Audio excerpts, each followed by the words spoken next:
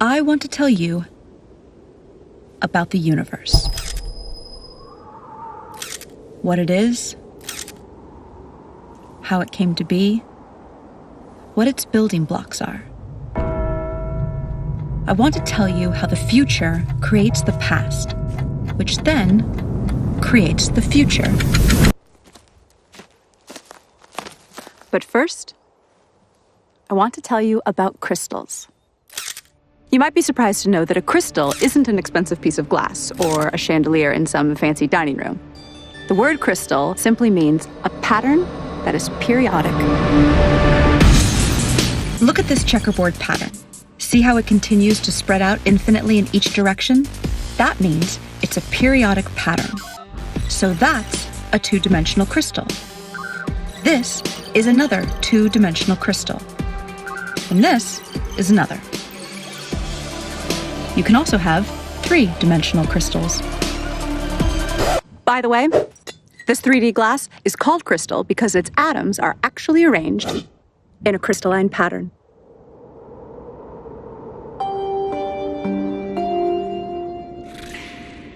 So, see how I'm projecting this three-dimensional crystal to a two-dimensional image on the sand?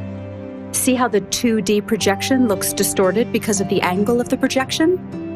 That 2D image also has a pattern, but it isn't periodic. So, it's not a crystal. But there's a deep connection between the 2D object on the sand and the 3D mother crystal. This distorted 2D pattern is called a quasi-crystal. A quasi-crystal in a certain dimension, in this case 2D, is a projection of a crystal in a higher dimension, in this case 3D.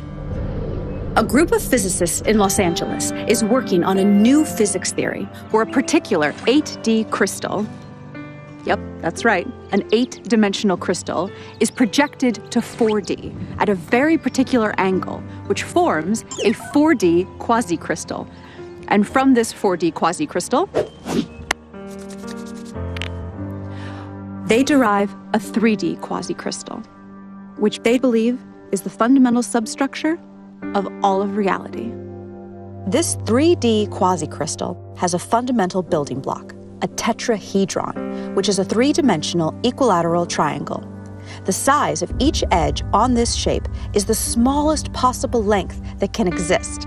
This is called the Planck length. It's 10 to the 35 times smaller than a meter. So you know how your TV screen is broken down into building blocks called pixels? A pixel is the smallest possible indivisible unit of the 2D screen. So think of reality as your TV screen, but in 3D. And think of the tetrahedron as a 3D pixel, the smallest possible indivisible unit of reality. The tetrahedra in the quasi-crystal combine with other tetrahedra, using complex mathematical rules, to fill up all of the space in the universe. Each tetrahedron only has a few specific states in which it can exist at any given moment. And because of the rules of how these pixels connect to each other, if one tetrahedron is in a certain state, this dictates the states of many other tetrahedra throughout all of space. But here's the weird thing. If a certain tetrahedron can be in any one of just a few possible states in a given moment, who or what chooses the state it should be in at any given moment? Well, for such a choice to be made, we need to scientifically, mathematically, and logically bring in a new element into physics. And that element is consciousness. If you're not a scientist, you might be surprised to learn that nobody actually knows the exact value of the speed of light. We have a close approximation, but not the exact value. The closest we can get to measuring it has to do with the precision of our machines. But no matter how precise our machines get, we will never be able to measure the exact speed of light without a theory that tells us what it is and why it is. And none of the current physics theories do that. Oh, look, Professor Einstein, you look so cute. So I look pretty here? Yes, yes. No, wait, that's my bad side. But if I go... Das ist gut. What if I stick up my tongue like this? Bah! Sehr gut. Oh. Our best physics theories, Einstein's theory of relativity, and quantum mechanics both use the speed of light as a starting point. In other words, they use an inexact measurement of the speed of light without explaining why it is, what it is, or why the universe even has a speed limit in the first place. We need a new theory. And such a theory is what the physicists and mathematicians of quantum gravity research in Los Angeles are working on. They call it emergence theory, and it will, really for the first time ever, provide an explanation for the speed of light and the other constants, such as Planck's constant and the fine structure constant. Basically, what is needed is a theory of everything, a theory that explains the very fundamental aspects of reality. String theory, which once held a lot of promise for possibly being a successful theory of everything, has not made any successful predictions. And regardless of predictions, the theory itself isn't actually a theory of everything. It's just not, because it can't explain the speed of light or the other constants.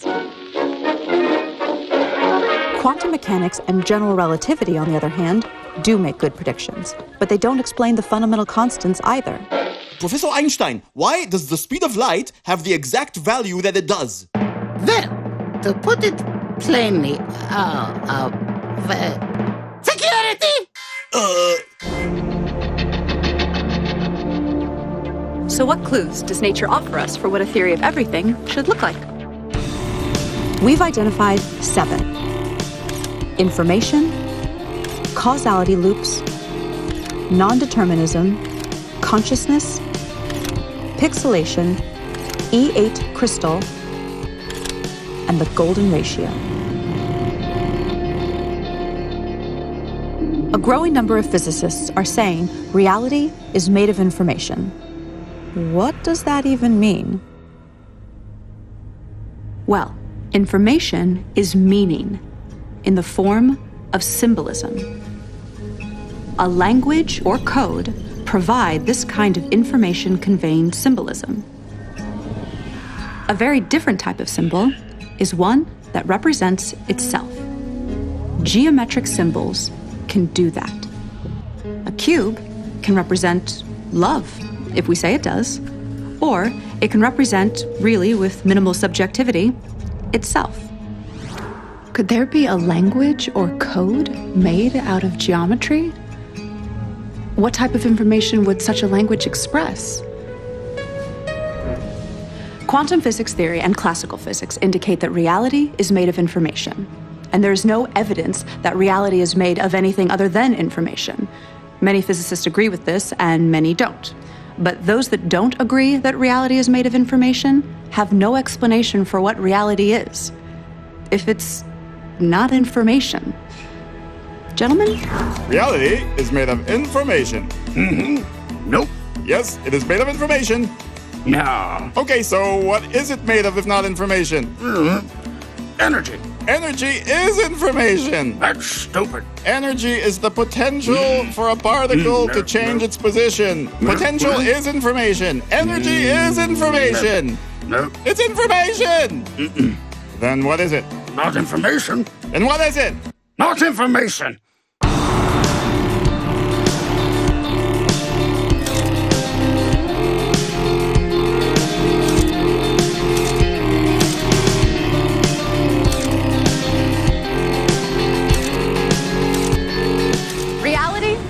Geometric. A geometric language in the form of geometric symbolism, the type of symbols that represent themselves, might explain how a geometric reality can be made of pure information. Information implies meaning. But what is meaning?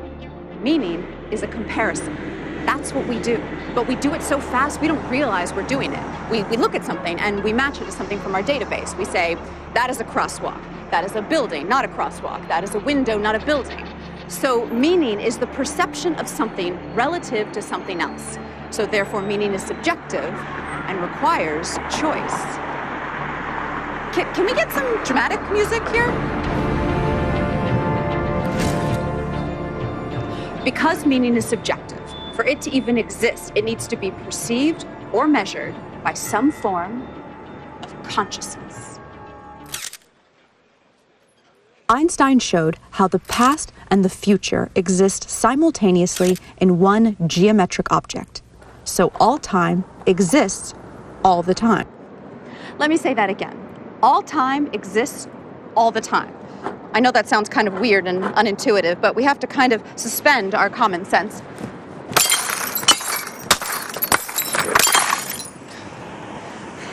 And accept that mathematically, and according to the best physics formulas we have, that actually makes sense. So, let's visualize the geometric object that Einstein spoke about as a block. Remember the tetrahedra, the building block pixels of reality I told you about? Now imagine the entire universe, everything, everywhere, in one frozen moment in time. Like a single frame in a movie. In this one frame, all of reality everywhere appears frozen in this one position. Let me give you an analogy. In a movie shot on 35mm film, there are 24 frames a second. There's no actual movement in a movie. There's just a sequence of frozen frames. Now remember how I told you about the Planck length of space, which is the smallest length possible? Well, there is also a Planck length of time, and it is much shorter than 24 frames a second. In fact, it's 10 to the 44 times shorter than a second. Okay, so back to our frozen frame of reality. The entire universe in one frozen moment, one frame. But instead of a frame in a movie, it's a frame in all of reality. Now, imagine the next frame. Each frame is different from the previous one, just like in a movie.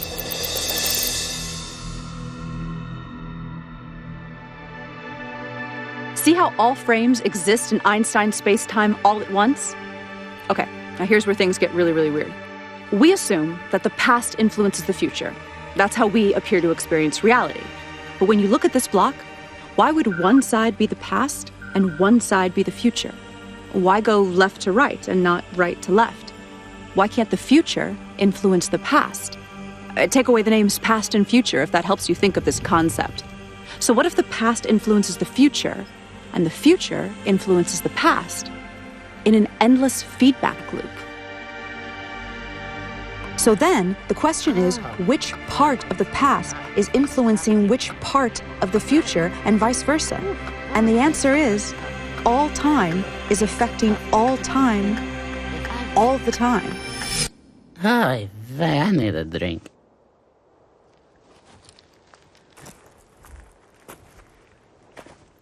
Is this even possible? Can me 20 years from now influence me now, just as I influence her?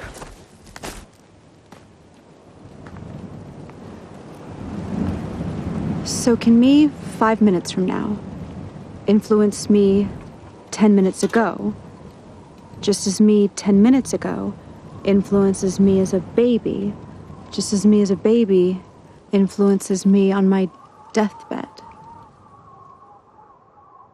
This is too weird to even grasp, but everything we know says this is the way it is. Am I stoned? Okay, so if every moment is co-creating every other moment, both forward and backward in time,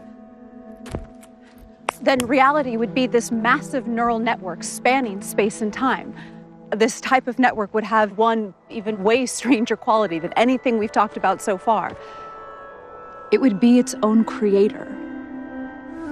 But the fact that all time exists all the time does not mean that the future is written in stone, and we're some kind of programmed animation or something.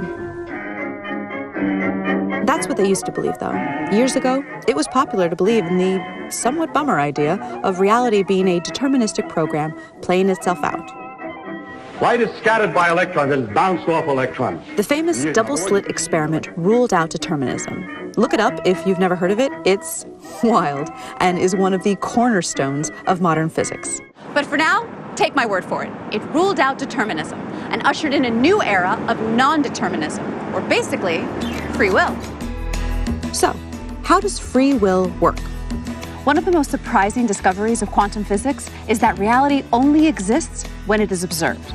That literally, particles do not exist until they are observed.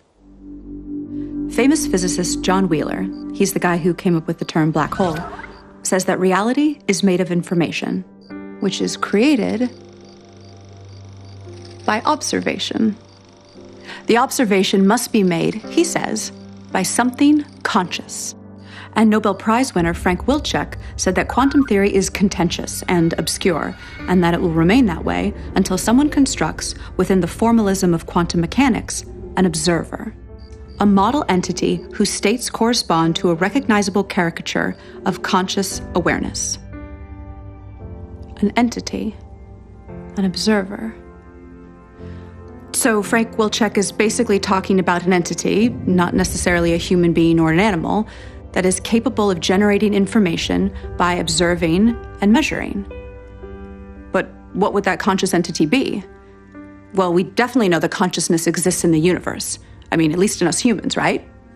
I mean, I'm conscious, you're conscious, he's conscious, I think. I'm conscious. I'm conscious.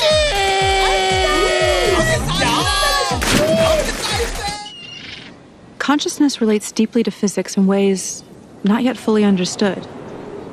In fact, consciousness is kind of like one of the least understood things in all of science. Nobody knows exactly what it is. Weird, right?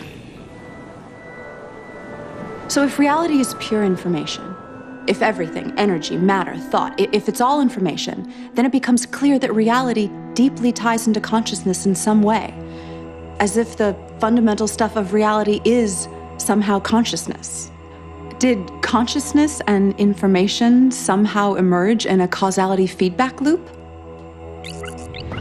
German physicist Werner Heisenberg developed the first equations of quantum mechanics using a type of math called matrix theory. He deduced that space and time were pixelated into indivisible three-dimensional Planck-length units, just like the two-dimensional pixels on your computer screen. It's good to be made of pixels. The mathematics indicated this. Mathematics. I love mathematics. Your pizza, Professor. And pizza. Oh, I love pizza. Especially pixelated pizza. And interestingly, there was no solid experimental evidence for smooth, in other words, not pixelated, space-time. Pizza. Not pixelated. Not pixelated. Pixelated. We are not pixelated. Not pixelated. Yes, you are, morons. Your mother is pixelated. This is smooth. There is no evidence of that. And the mathematics show it is pixelated, so it must be pixelated. Oh, that's interesting. Bullshit. It must be pixelated. Bullshit, bullshit, bullshit, bullshit. On the other hand, most scientists agree that a length can be no shorter than the Planck length, which suggests reality is pixelated. There is no length shorter than the Planck length. That means reality is pixelated. I'm not pixelated. I'm not. Dude, you're kind of being a little like one of those people who deny evolution because they can't handle the fact their ancestors were monkeys. Are you a monkey? Huh? Are you a little monkey? We believe that until a quantum gravity theory of pixelated spacetime is discovered, the issue will remain confusing for everyone. What type of geometric code would describe a pixelated reality? 80 years of smashing particles together in particle accelerators, such as the famous Large Hadron Collider in Geneva, have given us a strange clue that all the fundamental particles and forces convert into one another. Like they literally transform from one to the other, according to a process called gauge symmetry transformation. And all of these conversions correspond to a shape. And not just any shape, an 8-dimensional shape. Now this shape forms a crystal. Now remember, crystals are periodic patterns of a certain shape. Like that checkerboard is a 2D crystal made up of squares. So this crystal is of a particular 8-dimensional shape. And this crystal is known as the E8 lattice.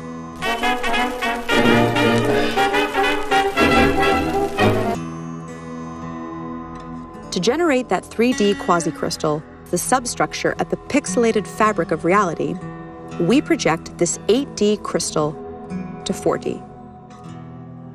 And then we convert that to 3D. Now, just like the basic cell shape of the 3D cubic lattice is the cube, the cell shape of the E8 lattice is an 8D shape with 240 vertices. We call it the Ganzheit polytope. When the Ganzheit polytope is projected to 4D, it becomes two identical shapes of different sizes. The ratio of their sizes is a unique number, 0.618, also known as the golden ratio.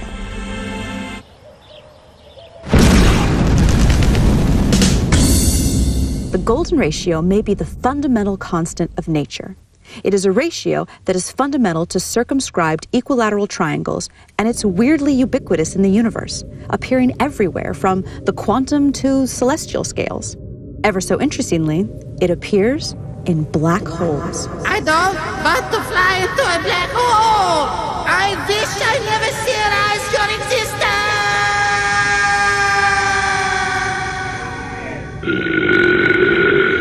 Okay, let's get serious for a second. Here are 3 quick facts for you science heads. The golden ratio is the precise point where a black hole's modified specific heat changes from positive to negative. And it is part of the equation for the lower bound on black hole entropy.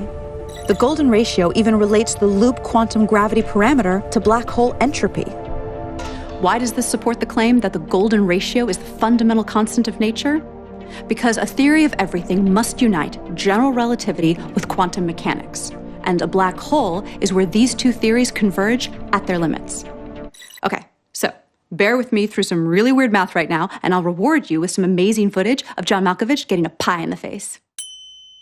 There's a type of mathematics called matrix mathematics. No, not that type of matrix.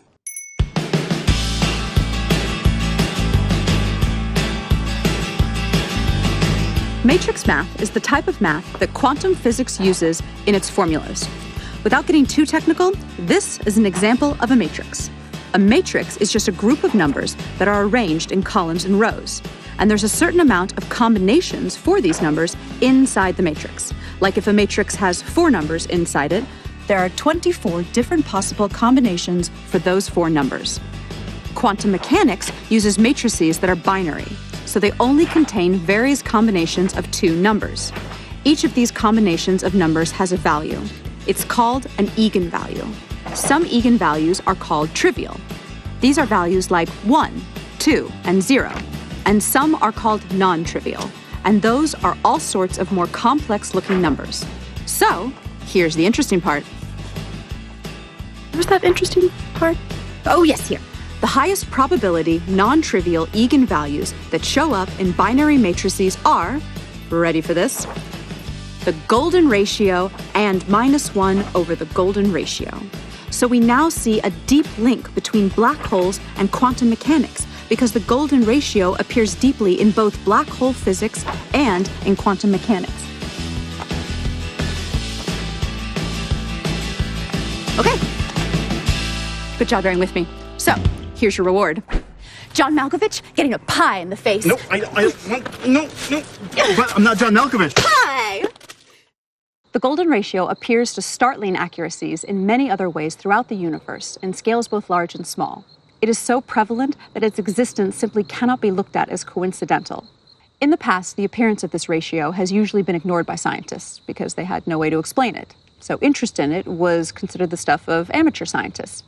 But now, for the first time, a rigorous quantum gravity theory is being developed, which predicts the golden ratio's existence, literally, everywhere. So what would a theory of everything look like that answers these 7 clues we just presented? Information, causality loops, non-determinism, consciousness, pixelation, E8 crystal, and the golden ratio. So we think reality is a mosaic-like code or language at the smallest scale of reality possible, which is called the Planck length. Particle accelerator data tells us that all particles and forces relate to one another according to a higher dimensional crystal called the E8 lattice. But reality appears to be 3D. So we project a slice of this E8 crystal down to 3D, which produces a quasi-crystal code or language. And that allows these geometric symbols to build up to the ordinary world of particles and forces that we see around us. Now, this geometric language has rules, but it also has syntactical freedom like any language. And that requires some notion of a chooser to choose the free steps in the language. Now, the notion of randomness doesn't work so well when it comes to codes because meaning starts to break down. Besides, there's no decent experimental evidence for randomness in nature in the first place. A universal collective consciousness is one answer, but that sounds new age and religious.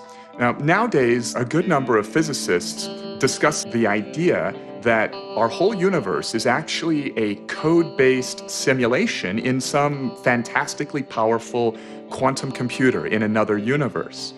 Now, if true, then by the same logic, that other universe where the computer running the simulation of our universe would also supposedly be a simulation in another universe. So the idea is a little shaky, but it's being discussed seriously by a lot of credible people.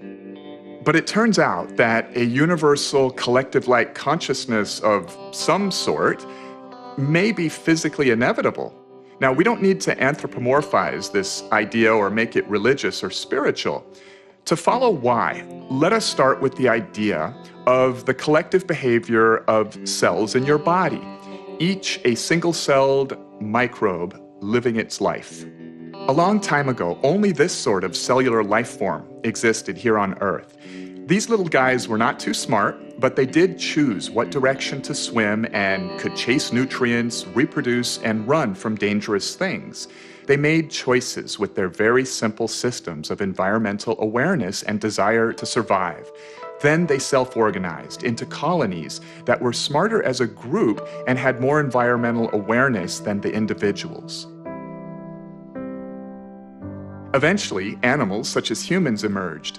Sophisticated forms of awareness and consciousness now float on an ocean of 37 trillion living cells, self-organized as a human being. It is specifically the laws of physics that caused electrons and quarks to self-organize into 81 stable atoms, and from there, into human consciousness. And physics places no upper limit on the amount of energy and matter that can self-organize into conscious systems. Physics allows the possibility of all the energy in the universe to eventually convert into a single conscious system that is itself a network of other conscious systems, a massive, technologically based collective consciousness. Given enough time, anything that can happen will eventually happen. By this axiom, this system of universal consciousness has already emerged somewhere in the frames of space-time ahead of us. Because it is possible, it is inevitable. In fact, according to the evidence of retrocausality time loops, that inevitable future is co-creating us right now, just as we are co-creating it. When humanity discovers the theory of everything, it will usher in a new age of prosperity. For example, clean, cheap energy, leading to the eventual elimination of poverty. As a nonprofit, Quantum Gravity Research relies on crowdfunding to support our scientific progress. Even a $5 donation is meaningful and moves this mission forward. To participate in the adventure, visit quantumgravityresearch.org and click on Support Our Work. And please spread the word by sharing and posting this video, and follow the journey on Facebook, Twitter, and Instagram. Visit quantumgravityresearch.org to get more information.